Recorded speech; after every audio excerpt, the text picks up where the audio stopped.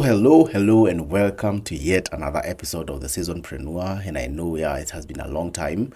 So I think 2024 became quite an amazing year for us, and we started running a business, and it was the first year of a business. A lot of things happening. I had partners.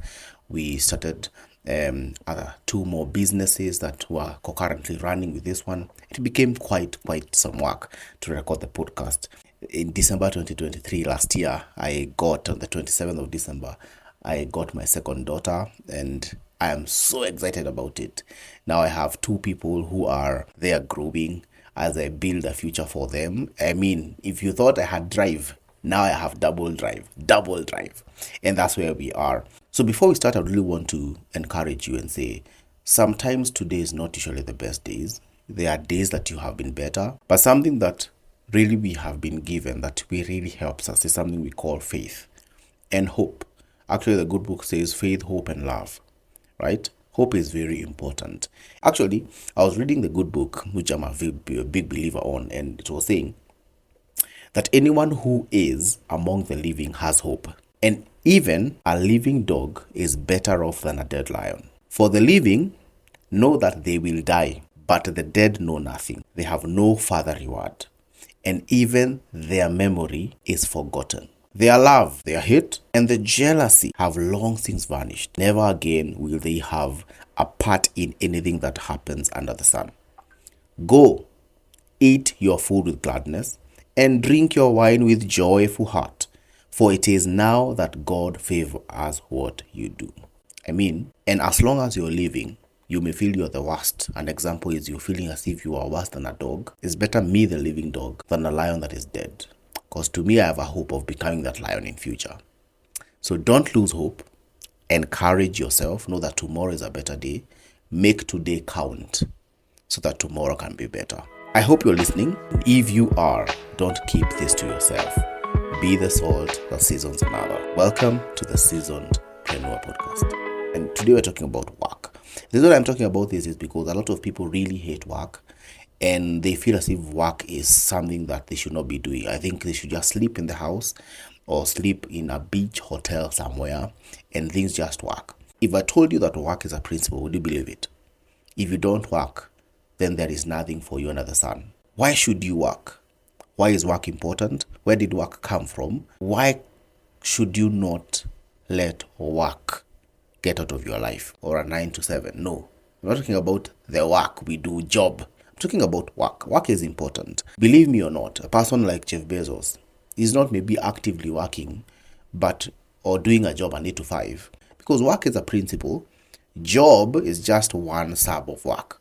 So let's first of all start by removing the misconceptions about work. Right? Once we remove those misconceptions about work, then you will understand what work is and why you should be found working for fruitfulness. It's very important. So, number one, work is not a curse. Work is not a punishment. It is a responsibility that we have to fulfill because it was given to you. So where does this casting come from? Of course, if you are a reader of the Bible, you understand in the beginning, God created heaven and earth. And then on the sixth day, he created man, and he gave them dominion over the earth, over the plants, the animals, the birds of the air, the fish in the sea, the animals on land. He gave them responsibility. And you remember what happened is that Eve sinned. He took the fruit that was forbidden, gave it to Adam, and they all sinned. And as a consequence of that sin, they were cast, and how they were cast, the man shall toil so that the land can produce fruit or food for them. And they were all cast that they have to work and toil to give results or to give food from their land. And of course, the woman was cast that they shall always be in what we call war with the serpent. The serpent shall always want to bite the heel, and the heel of the child of the woman shall always hit the head of the serpent. You can read that in the book of Genesis chapter 3 verse 1 to 24. But then that's where the misconception of work being a curse came from, because we think work is the punishment that we were given. We have to toil to get results. But I want us to change that mindset today. When we wake up, the mindset we have is of toiling, which is a result of the curse that was given in the first day, or in the curse was given in the Bible in the beginning of Genesis. And it happens that we always attach toiling, hard labor, pain to get the result, which is food, money, and all those things. And so we are very disgusted and very angry when we have to wake up in the morning and go do work, because we think that is what work is, right? Even when we start doing what we really love, for example, a passion or something we really loved, but then we start working towards it bringing something out of it, like money or building a career, we eventually end up hating it, because now we have to do work on the same passion, and actually it becomes a whole nightmare. So the question now is, what is the right attitude towards work? Because if you do not understand what is the right attitude, then you can't change anything about the work. First, know that work is a blessing, and work is to take care of what we have been given to us. Now, whether you are in a relationship or it's business or it's your employment, the work attitude is you are taking care of what has been given to you. The people, the resources, the material, the raw material, you are taking care of it. Now, it is not meant to be hard work or toil. It is not meant to exert pain on you like a slave. It's meant to bring fulfillment. It's meant to bring growth and fruitfulness. It's supposed to be a blessing to those who are touched by it. For example, if I'm working as a business strategist, my responsibility and my work is to be responsible of all the businesses that has been given to me to run them. And everybody who works in those businesses and everybody who works in the businesses that I consult for are supposed to feel blessed and touched and changed and impacted by the same work. And then the same fulfillment comes to me because I've offered and have been a good steward of the things God has given or that has been given to me. In reference to the Bible again, work was given before the fall of man. And what I say is this, that what we think is work, people think work is after the punishment and toiling. But work was given before Eve sinned and Adam sinned. And we can prove this. The same Genesis chapter 3 verse 1 to 24. We can read that when man was given the responsibility, he was given 4 responsibilities. Number 1 is to be fruitful and multiply. Number 2 is fill the earth. Number 3, subdue it and have dominion is number 4. The work they were given is to take care of the animals, to till the earth. Before Adam got Eve, he was found doing work, and then God said, let's find this person a helper. Now, the work that he was doing, or what he was doing, was work that was designated to him before the fall. So if this then is the attitude about work, what we see is that work was really a blessing, responsibility, so that man could replenish, take care of, be a steward of the earth he has been given. And he was to dominate, subdue, fill the earth, and become fruitful and multiply. If then the attitude of work, or how we see work, is before man falls, then does it change your attitude and perspective and how you perceive work? It should. Most of us, even I have been there in a while, wish that we could no longer work, or we get all the money and not work at all. Just sleep, relax, watch movies, eat and drink, as long as the money is there. Because people think we work for money.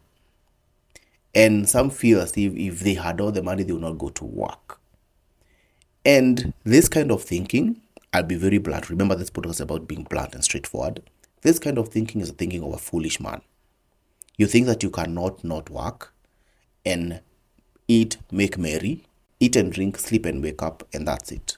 Whereas work is a principle for fruitfulness, for you to subdue, for you to have dominion, for you to multiply. You have to do work. And again, I'll retaliate that work is not 8 to 5. Not at all.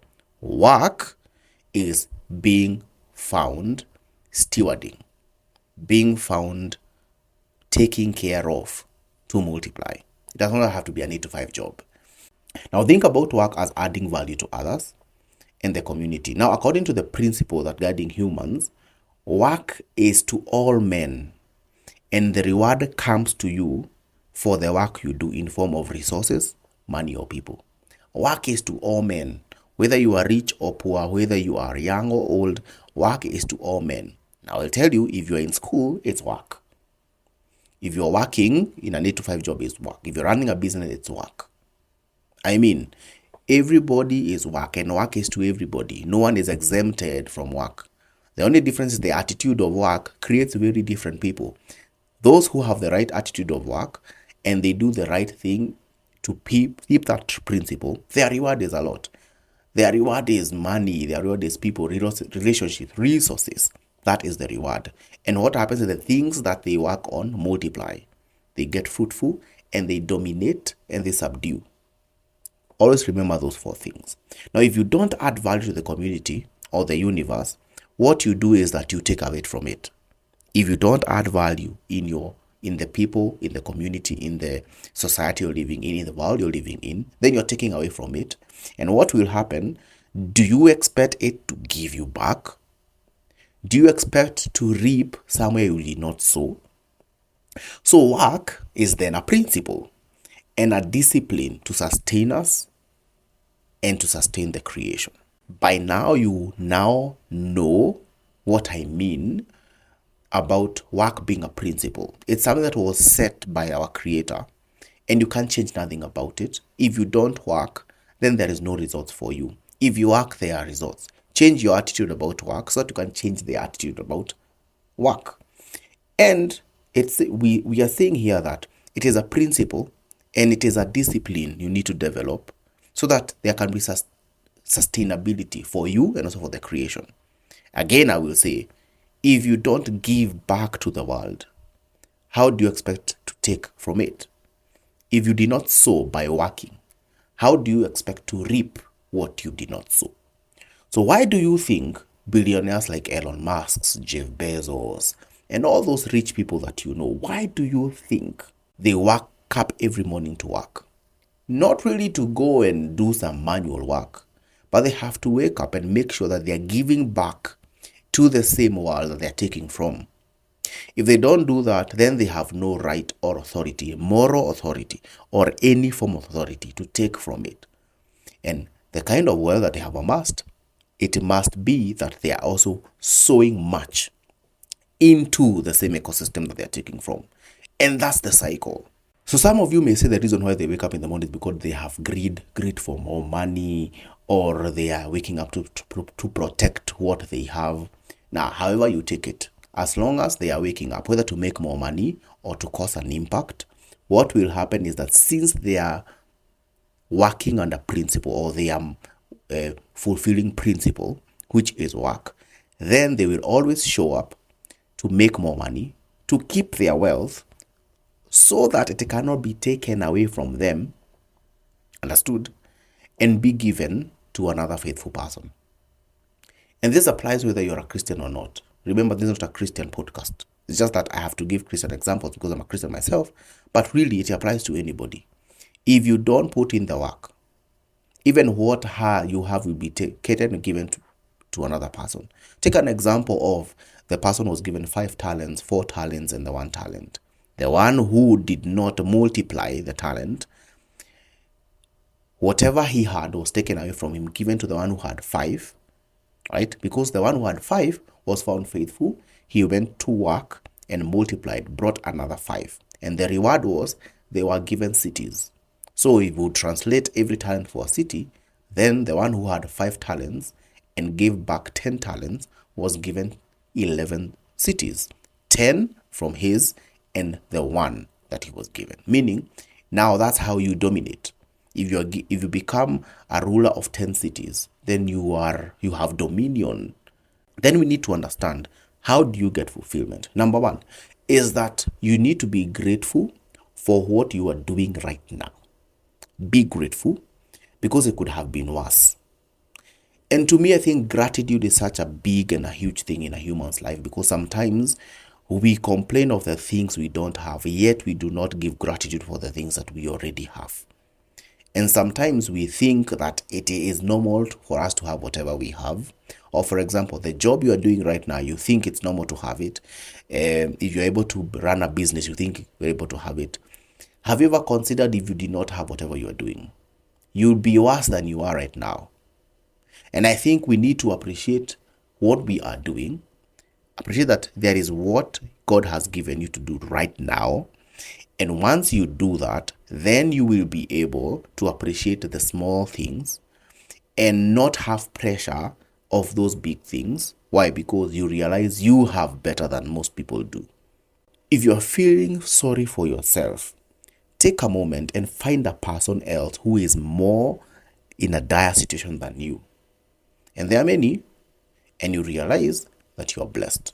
You realized that at least you have something to work on and to work for and to earn your money. So be grateful. Number 2, you need to set a vision that you work towards. And I think we need to know where we are going, and that's what drives you. Now, growth is where fulfillment exists. If you are not growing, then you'll not find fulfillment. You not find anywhere you're stagnating, you'll feel as if things are not working, or even did you feel that you're deteriorating and becoming worse. And there is no goal without growth. You need to set up long-term and short-term goals, and most importantly, daily goals. Now, long-term goals are important, but then sometimes they become too big. So you need to set short-term goals that you can hit as soon as possible, at least to inspire you, encourage you, and also they are milestones of growth. But then, for you to have those short-term goals, you need to have a plan. And if you're not working in what we call the dream job, but you keep setting small goals and achieving them, you will feel more satisfied in this job that is not your dream job, more than working in your dream job that you don't have a plan and there is no growth. And that's what you're saying. You need to set goals, because once you set goals and achieve goals, then is a measurement of growth. If you're not growing, then you'll not get fulfilled. So understand that. Number 3 is always take the initiative. Always be a person who takes the initiative. Now, your enjoyment in an activity is in direct correlation to the amount of emotional energy. So don't sit in the sideline. You won't feel fulfilled that way. And I want you to understand this, that the amount of emotional activity or strength energy that you invest in is in direct proportion or correlation with the enjoyment of the activity. If you are found being on the sideline or kuketi kando, how then will you enjoy the thing? And so the more you invest your energy, your time, your thinking into the activity, then you'll find enjoyment and fulfillment. Now find a way to be proactive rather than reactive. Volunteer for assignments, internship. Actually, this is a study that has been done, and for people who did it, if they did not like whatever they were doing, but they decided just to invest a little bit more of emotion and strength, and it's something is coming from an inner thing, they end up enjoying the job that initially they did not enjoy. Why? Because they invested time, energy, and emotional energy. And the next, you need to build genuine relationships. Build genuine relationships. Now, it feels good to have positive people in your life. The more positive relationships you build in your current work setting, the more fulfillment you feel. So you need to take time to listen to people, have genuine conversations, genuine relationships, genuinely care about them, have interest in their lives and their affairs. And the key here is about being genuine, because not everybody is genuine, and you can tell a faker. So you need to be very genuine about these relationships, genuinely care about them, genuinely have interest. Show interest in people, and they will show interest in you also. Now be a good person and build positive relationships. You cannot work in isolation, because if you work in isolation, then you will end up feel you are the only one working, or you are the only one in the space, and you don't have encouragement if things go worse, because things go bad south, and you need people to encourage you. You need to be found in relationships, and you need to be a good person. Take interest and take care of people. If you don't take care of those people, and then how will they take care of you when things go bad? And that's when you feel that things are not working. There's no fulfillment. You need to leave this job. You need to go find something else to do. Yet, it's not about the job. It's about the people and the relationships we are building. Actually, most people don't leave their workplaces because of the connections they have made. Have you had people who resign or retire and they cry and they feel so bad? The team is just feel so bad the person has to leave. And that's the effect you have when you build relationships. So as a finish, I'll tell you a story. And the story is very simple. So a young man wanted to be a billionaire. And so he went to a rich man and asked him, I want to be a billionaire. How do I become a billionaire? And the rich man asked him, if I give you $1 billion, aren't you a billionaire? Then what? And it was such a hard question or such a hard statement to the young man. But then the rich billionaire continued and said, if I give you $1 billion, I bet but that within a year you'll have none. But if I lost $1 billion now, it will take me a year to build $1 billion empire again. Why? Because of the process. The process is more important than the results. If you focus on the results, then you will miss on the process, which is more important. And he said, through him, the years that he has built $1 billion empire, he has met people, built connections, relationships. He knows places. He knows all the things that he should avoid, all the failures, all the wins. And it will take him less time to build the empire because he knows whom to go to. He knows whom to talk to, where to get things not to do. And I mean, the experience from the process is what will make him build $1 billion empire again in less than 1 year. Whereas the one who has been given 1 billion shillings check, or the one who has been given 1 billion, does not know even how to maintain the 1 billion. And to me, that's how I find work. And work is not about the results. However, the results will come. Work is about discipline, being taught, getting that, being instilled that principle of working to add value, working to add impact. And once you add value, you get value back. And to me, that's why I thought I should tell you about work and fulfillment, because in the things you're going to talk in this podcast, you need to understand that work is a major part of it. Whether it's an 8-to-5 job, whether it's your business, whether it is thinking, ideas, or strategy, it's work. But be found working to get fulfillment, to multiply, to subdue, to have dominion. And all those things are what make a wealthy person. And so remember to change your attitude about work. Thank you for listening to us. Share this podcast with your friend, a person whom you think will really benefit from this podcast. Share it with someone so that they can also benefit as you do. Also, if you're watching it from our YouTube channel, be sure to click and subscribe, share. Also, if you're listening us from a favorite podcast, leave a comment, share that podcast with your friend, let them listen. And I want to know what you think. From the next episode we will be starting with comments of the people that have commented, and we shout them out. So leave a comment of what you think about this episode, whether it's on a YouTube channel or whether it is on a podcast platform. Just share these things out, and it will be such a great thing. If you want to ask a question, use the comment section below. If you want to tell us to talk about a particular topic, use the comment section below. And until next episode, be the salt that seasons another. Cheers.